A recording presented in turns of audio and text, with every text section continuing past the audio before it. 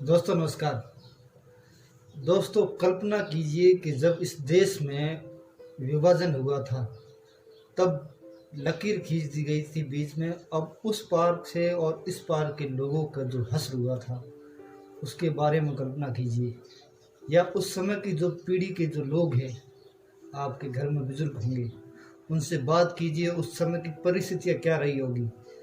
दोस्तों इस देश में 1947 से लेके 2020 तक की जो परिस्थितियाँ उत्पन्न हुई है और उस समय का जो विभाजन हुआ था और उस समय जो किसान गरीब मजदूर थे उनकी क्या हालत थी, अपनी भूमि को लेकर, अपनी संपत्ति को लेकर किस प्रकार से उन्होंने इसका समाधान किया था।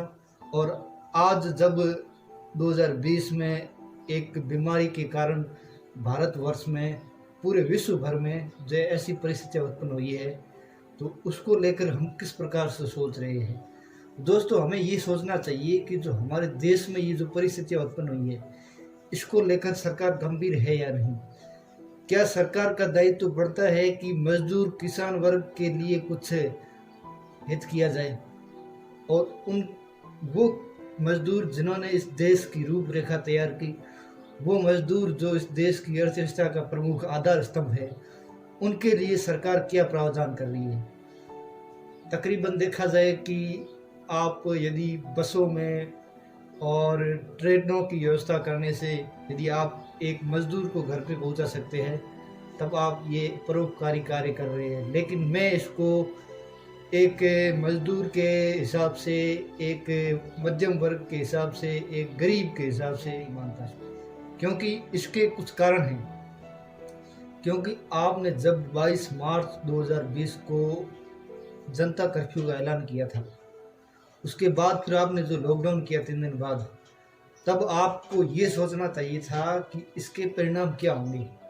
मतलब जो व्यक्ति जहाँ पे बैठा है उसको अपने घर जाने के लिए क्या क्या कष्ट झेलने पड़ेंगे और उस व्यक्ति को अपने गंतव्य स्थान तक कैसे पहुँचाया जाए। हालांकि ये बात सरकारों ने उस समय सोची भी होगी, शायद सोची होगी, क्योंकि यदि सोची होगी तो वह 4 दिन की पहले मोहलत दे दी।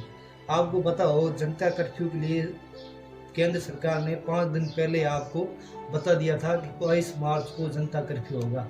लेकिन जिस दिन लॉकडाउन की घोषणा हुई उससे 4 घंटे पहले आपको बताया कि आज लॉकडाउन होगा।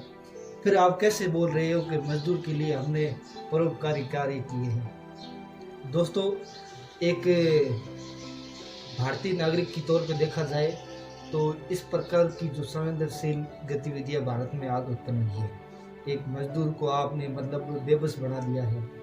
उस मजदूर का लोकतंत्र में क्या योगदान है, इसका सिर्फ और सिर्फ सत्ता सरकारें समझती है। यदि आप अपनी उंगली पे स्याही लगा के और लोकतंत्र को आप खुश होकर देख रहे हो तो वो आप भारतीय जिम्मेदार नागरिक नहीं है। आपका उत्तरदायित्व बनता है कि जिस उंगली से आपने सरकार को वोट दिया है उसी उंगली को दिखाकर सरकार से आप सवाल कीजिए। यही हमारी एक सच्चे और स्वतंत्र भारतीय नागरिक की परिभाषा होनी चाहिए। लेकिन सत्ता पक्ष की ओर झुकाव और जो आज का भारत का युवा वर्ग है उसकी क्या अपेक्षाएं रहती है सरकार से, वो अपेक्षाएं समाप्त हो चुकी है। मैं ये देखता हूँ कि जो भारत में अभी राजनीति को लेकर युवा वर्ग इतना सक्रिय है, इतना शायद पहले कभी हुआ नहीं। लेकिन वह राजनीति में सिर्फ इतना ही सक्रिय है कि वह सत्ता पक्ष की ओर झुका हुआ है, उसे सही और गलत का ज्ञान नहीं है।